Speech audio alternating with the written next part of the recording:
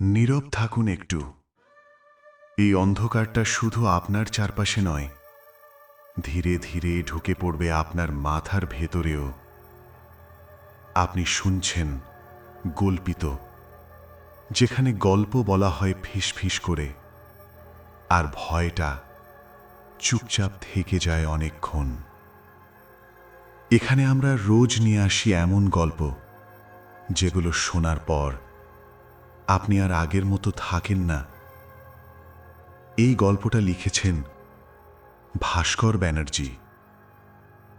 গল্প শুরু করার আগে একটা ছোট্ট অনুরোধ। যদি গল্প শেষ হবার পর আপনি এক মুহূর্ত চুপ করে থাকেন, যদি অকারণে ঘরের ঘড়িটার দিকে তাকান, তাহলে বুঝবেন গল্পিত আপনার জন্যই।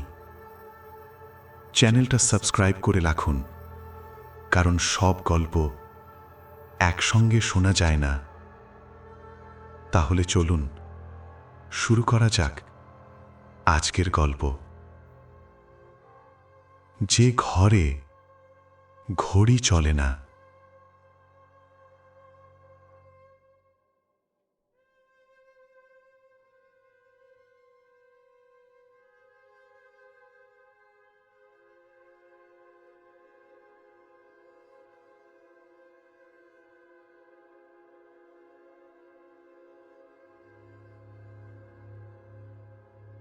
আমি প্রথম লক্ষ্য করি 3 দিন পর। না, সেটাও পুরো সত্যি নয়। হয়তো লক্ষ্য করছিলাম অনেক আগেই, শুধু নিজেকে বিশ্বাস করাইনি, অথবা বিশ্বাস করতে চাইনি। ঘরটা খুব সাধারণ। একটা খাট, একটা টেবিল, একটা চেয়ার, দেয়ালে ঝুলে থাকা পুরনো ক্যালেন্ডার। তারিখ বদলায় না। জানালা দিয়ে যে আলো আসে সেটাও বদলায় না। মেঘলা, ধূসর, এমন আলো যেটা সকাল আর দুপুরের মাঝখানে আটকে থাকে। আমি এখানে এসেছিলাম কাজের জন্য, শহরের বাইরে, কয়েকদিনের জন্য, সাময়িক। আমি নিজেও জানতাম কিছুই সাময়িক নয়। দেয়াল ঘড়িটা প্রথম দিনেই চোখে পড়েছিল। 3:25।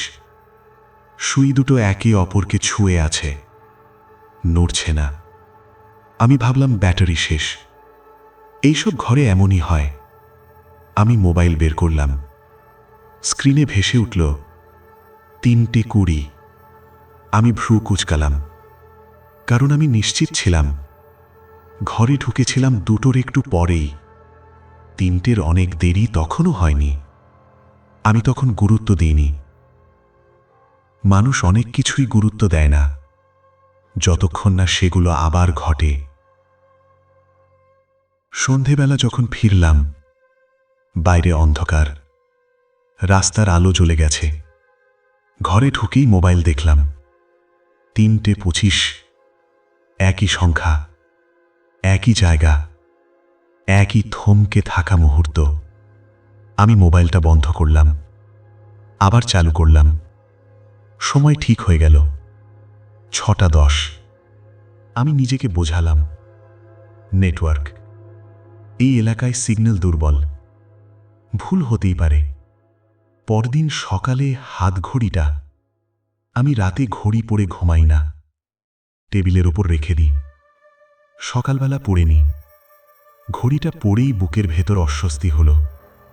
সময় দেখাচ্ছে 8:15, কিন্তু জানালা দিয়ে যে আলো ঢুকছে সেটা 8টার আলো নয়, ওটা অনেক এগিয়ে যাওয়া সকাল।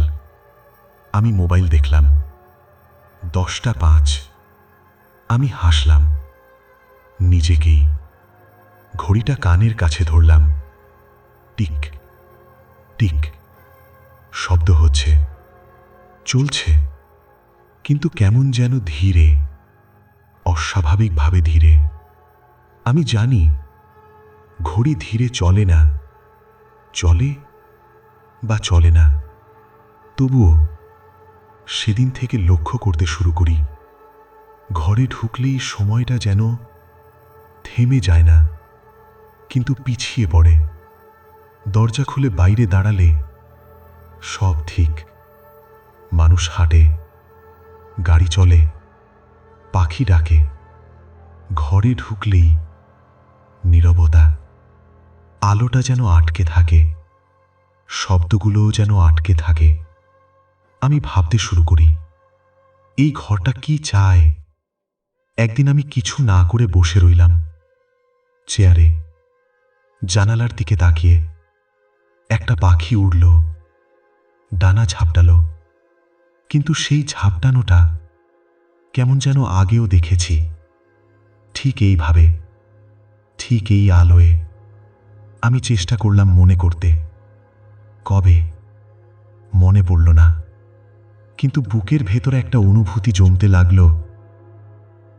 এই দৃশ্য নতুন নয়, আমি এখানে আগে থেকেছি, এই চেয়ারে, এই নীরবতায়, এই আলোর ভেতরে।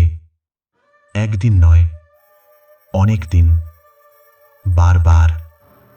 না, এটা সম্ভব না। আমি উঠে দাঁড়ালাম, হাঁটতে শুরু করলাম। দেয়াল থেকে দরজা, দরজা থেকে জানালা। প্রতিটা পা ফেলার সময় মনে হলো, এই মেঝে আমার পায়ের ভার চেনে। এখানে আগেও হেঁটেছি, একইভাবে। আমি দরজা খুলে বাইরে গেলাম। রাস্তায় দাঁড়িয়ে গভীর শ্বাস নিলাম। নিজেকে বললাম, ফিরব না। কিন্তু রাত নামলে, যখন আর কোথাও যাওয়ার জায়গা না থাকলো, আমি ফিরলাম। ঘরে ঢুকেই প্রথম যেটা দেখলাম, দেয়াল ঘড়ি, 3:25। আমি শুয়ে পড়লাম, চোখ বন্ধ করলাম। ঘুম এলো না, কারণ তখন মনে পড়তে শুরু করলো 3:25। এই সময়টা আমি চিনি। এই সময়েই ফোনটা বেজেছিল বারবার। আমি তুলিনি। আমি ভেবেছিলাম পরে, পরে কথা হবে, এখন নয়। কিন্তু পরে আর আসেনি। এই ঘর জানে, এই ঘর সব জানে। এই ঘর আমাকে ফিরিয়ে আনছে বারবার, ঠিক সেই মুহূর্তে যেখানে ফোনটা বাজছিল, যেখানে আমি শুয়েছিলাম, এই বিছানায়, এই আলোয়, এই নীরবতায়। আমি উঠে বসলাম। অন্ধকার ঘরে শুধু ঘড়িটার সুই দেখা যায়, নড়ে না। 3:25 আটকে আছে। আমি জানি না এখান থেকে বেরোতে চাই কিনা, কারণ বাইরে গেলে সময় এগিয়ে যাবে, দিন বদলাবে, আর সেই বিকেলটা আরো দূরে চলে যাবে। কিন্তু এখানে, এখানে এখনো মনে হয় ফোনটা বাজছে। এখনো আমি তুলতে পারি, যদিও জানি তুললেও ওপাশে আর কেউ নেই। আমি আবার শুয়ে পড়লাম। বাইরে কোথাও একটা ঘড়ি বাজল, কটা শুনলাম না। আর এই ঘরে 3:25 সময় আবার থেমে গেল। তুমি কি কখনো খেয়াল করেছ, তোমার ঘরেও হয়তো এমন একটা মুহূর্ত আছে, যেটাকে তুমি প্রতিদিন এড়িয়ে যাও, যেটাকে তোমার ঘড়ি চেপে রাখে? একদিন হয়তো তুমিও দেখবে তোমার দেয়াল ঘড়ি থেমে গেছে, ঠিক সেই সময়ে, যেটা তুমি ভুলতে চেয়েছিলে। কারণ সময় ক্ষমা করে না, সে শুধু অপেক্ষা করে।